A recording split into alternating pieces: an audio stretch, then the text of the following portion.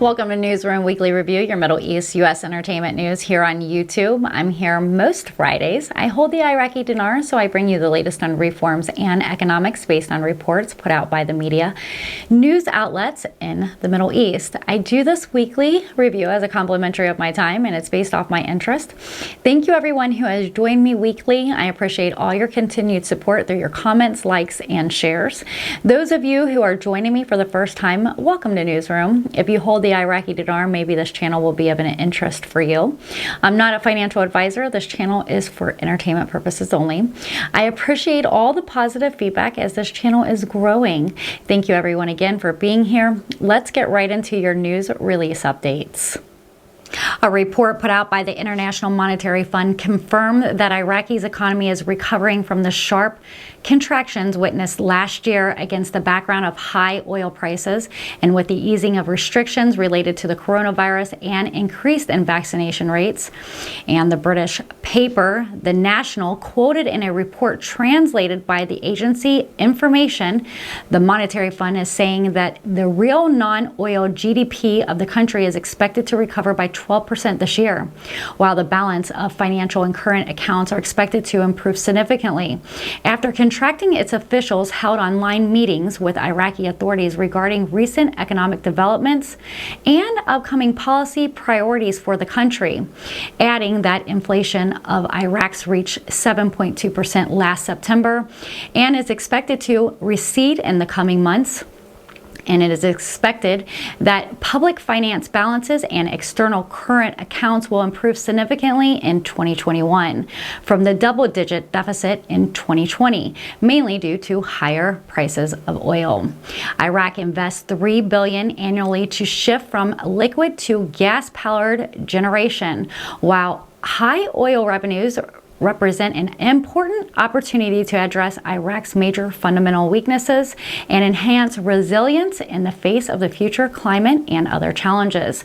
It is reported that Iraq's the second largest oil producer and organization of petroleum exporting countries, OPEC, depends on oil revenues to cover 90% of government spending, including $5 billion as a public sector wage bill every month. Mawazine News reports, and according to the U.S. News reports last Saturday, that the administration of President Joe Biden decides to extend Iran's exemption from sanctions in the process of selling electricity to Iraq. The Washington Free Beacon reported, according to the non-public notification it's obtained, that this waiver was presented to Congress at the time when nuclear talks between the United States and Tehran resumed. Shafaq News reported Saturday the leader of the Al-Fatah's allowance, Hadi al-Mardi, launched a stinging attack on the independent high electoral commissions. And while he indicated that the commission was not prepared to conduct the polls, he stressed that the fraud in the elections was not a coincidence.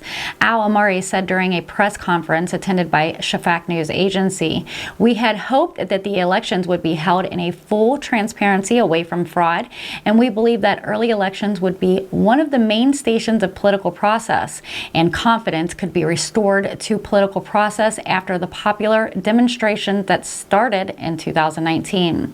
He added, "We are keen to hold early elections in April 2021, but they were postponed until last October. They did not take place in the atmosphere that we were planning for, and the fear of elections is not a coincidence." He pointed out that the agencies that the Electoral Commissions contracted with the designed company did not work in the hands of the Iraqi experts, and the commissions did not submit its reports to the House of Representatives, and this was an explicit violation by it. Al-Amari added, "All the meetings that took place with the commissions, we told them that we were afraid of manipulating the results electronically, and the large countries are also afraid of that." He added that the meeting took place on the 7th of last August in the government palace, headed by Prime Minister and the presence of all the leaders of the Shiite, Sunni, and Kurdish blocs, and in the presence of the representatives of the United Nations. And we revealed our fears of the electoral fraud during this meeting. He stressed that the Electoral Commissions is mandated to deliver the results taped in each candidate before sending a copy to the headquarters of the Electoral Commissions in Baghdad. Al-Amari explained that the reports proved that legal violations existed that the commission said that announcing the election results that it's representative 95% of the polling stations, after it turned out that it represented only 79%, noting that the commission announced the results of 8,000 ballot boxes, and then there was found 3,000 fund that had not been announced. He added, "We have submitted an appeal to the federal court regarding the election results, in which we mentioned the legal and technical violations and the inspecting company's 6 reports out of 7 reports." And then Baghdad Mwanzi News reported the federal Supreme Court has set on Sunday a date to consider the lawsuit submitted to cancel the results of early legislative elections that were held on the 10th of this last October. A judicial source said in an interview with Mwanzi News that the federal Supreme Court decided to set the 13th of this month as the date to consider the documents and evidence presented in the lawsuit, calling for an annulment of the results of the early legislative elections. Economy News Baghdad reported a former member of the Parliament Finance Committee, Jamal Cougar, said Monday that the current government was able to boost foreign exchange reserves by nearly $10 billion in less than a year, even though the Treasury was almost empty. Cougar said in a statement reported by the official Al Sabah newspaper and also seen by Economy News that the government of the current Prime Minister Mustafa al-Kazimi has suffered a financial crisis, but during the last 4 months there has been a breakthrough, noting, "We cannot say that the state treasury is full and the conditions are the economy is convenient for many reasons." He adds, in the 2022 budget, Iraq will have passed the severe deficit stage, but this does not mean that they are in a state of economic recovery. He pointed out during this year, the bank reserves were strengthened by more than $10 billion, and this is a positive point that is calculated for the current government, noting that the deficit included the current budget was originally planned deficit. So we will be facing the absence of deficit. And in this case, we will turn to abundance, but this abundance is not such large numbers. He explained that the bank reserves was on the edge and there was warnings to the Iraqi government that if the bank reserves decrease, the Iraqi currency would lose its purchasing power. So it is strengthened, and now we have overcome the problem in strengthening the bank's reserves to some extent. And there will be some debts for some Iraqi banks that must be addressed. Shafak News reports the president of the Kyrgyzstan region, Narchevin Barzani, held on Monday a special meeting with the leaders of the Peshmerga forces. Sources in the presidency told Shafak News agency that the president of the region discussed with the leaders of the Peshmerga the threats of ISIS and the steps that should be taken after the recent attack. He added that the meeting will be held in the participation of the Ministry of the Peshmerga and the interior and military leaders.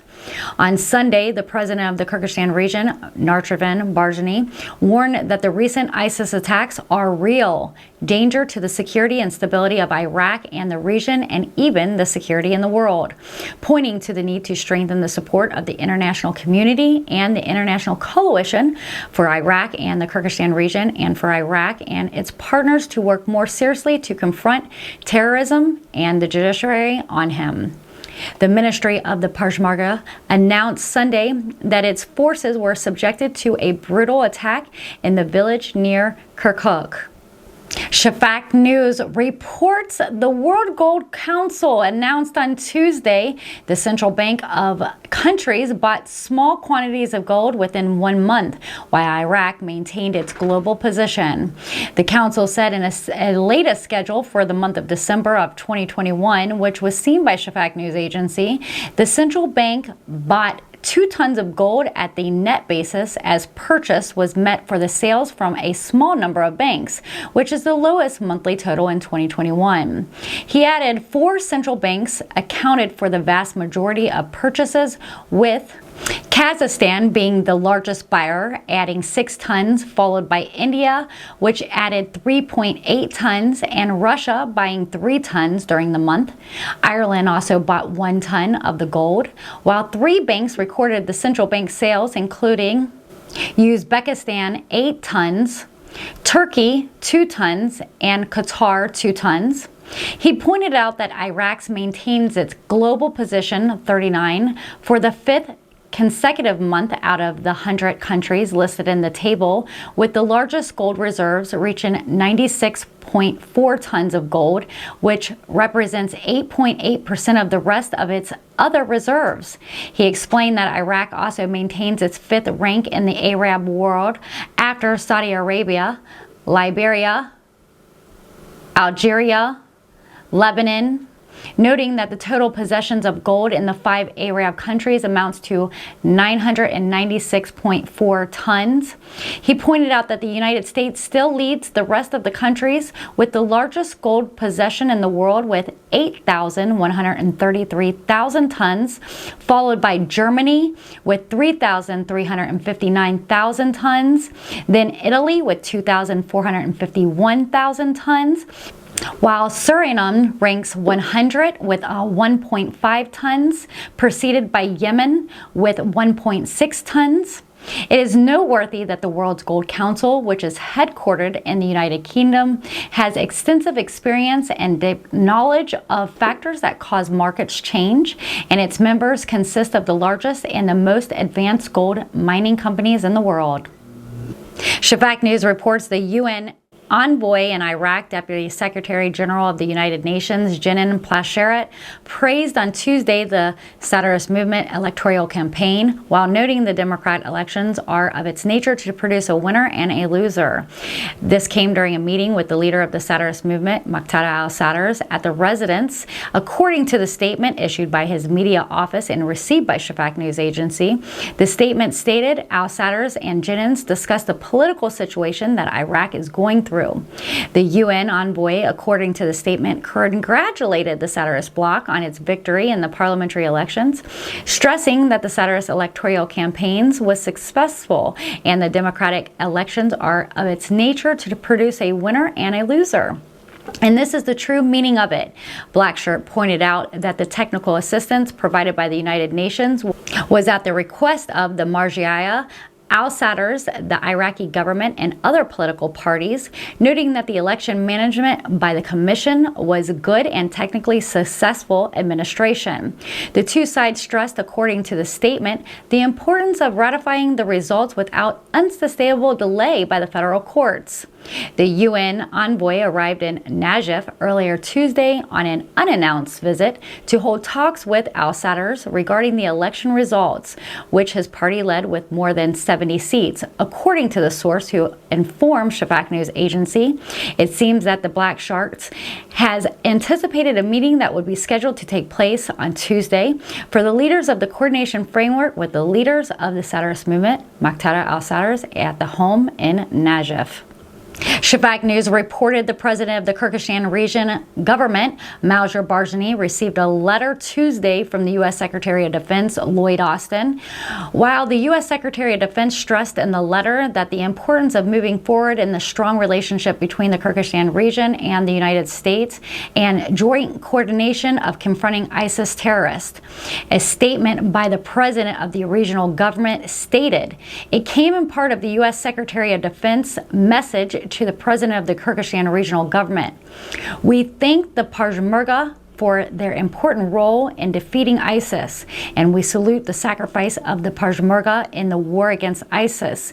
And the U.S. Secretary of Defense indicated that the United States will continue to support the Peshmerga forces and the Iraqi security forces in combating ISIS terrorists, especially in the area of advisory and information and intelligence exchange.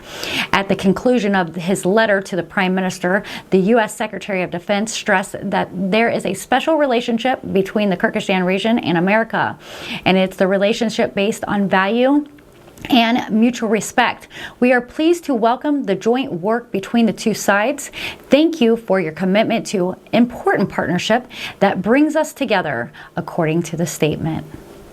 Shafak News also reports 44 banks participated in the auctions of the Central Bank of Iraq Wednesday to meet cash requests for foreign remittance, in addition to participating in 291 mediation companies. Shafak News Agency reporters stated that the Central Bank of Iraq witnessed during an auction for the sales of purchases of U.S. dollars, a decrease in its sales of the dollar by 99% to reach 200,590,000 U.S. dollars, which was covered by a bank at the base exchange rate of 1460 dinars per dollar, compared to Tuesday, which sales amounted to $202,324,503. Our correspondents indicated the most of the bank's sales went to enhance balances abroad in a form of a remittance and credits, which amounted to $132,750,000. While maintaining an amount of $68,220,000 went in cash. Our correspondent stated that the 25 banks have fulfilled requests to enhance balances abroad, and 19 banks have responded to cash requests, in addition to 291 mediation companies. I'm Chella Smith. That's all for this week's Newsroom Weekly Review, your Middle East U.S. entertainment news on reforms and economics. I try to give you all the Iraqi news without having to keep up with all the different outlets. Don't forget to subscribe, and if you like my content, give me a thumbs up. I will see you guys next Friday here on YouTube for your next Newsroom update. Shout out to Currency365 for his continued support. If you want to learn about stocks and cryptos, you can join him and his crew for the most recent updates. You can find him on YouTube or Patreon. Thank you everyone again for joining me. Stay warm as the weather is getting colder here in the Midwest. I'm not sure where you're from, but hopefully you're warmer than we are. It snowed last night and it's freezing. Have a fantastic weekend playing in the snow and take care. Make sure you join us Fridays, 4 p.m. with Newsroom Updates with Chella Smith, Entertainment News. And don't forget us on Sundays for What's Cooking in the Kitchen. You can also find us behind the scenes 24/7 on Snapchat.